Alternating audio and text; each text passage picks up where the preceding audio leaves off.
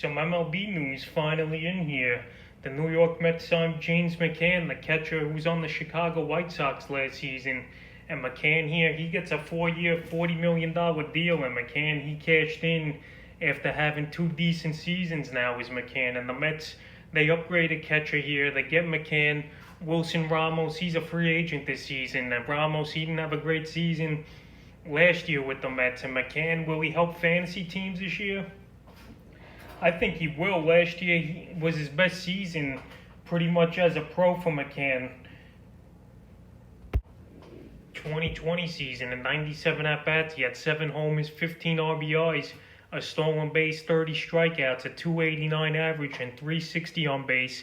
Not bad stats for McCann. And the year before, in 2019, 62 runs, 18 homers, 60 RBIs, 4 stolen bases, 273 with a 420, a 320 on base percentage, and 439 at bats. So McCann, last year, he was decent in fantasy, and he's a guy you're probably going to target in the later rounds. And he's a guy, you could use him as a starting catcher. The Mets, they're not going to shell out $40 million to him over 4 years to sit on the bench. It's a good landing spot. He's in a pretty good lineup here. He'll probably bat 7th or 8th in this Met lineup. And the Mets, they might even get George Springer or some other big bat. But right now, McCann signs with the Mets. It's a good landing spot. I think next year his stats could be around 15 homers, 60 RBIs, and 270, 280 batting average with a 330 to 340 on base. This guy, he's a good defensive catcher as well.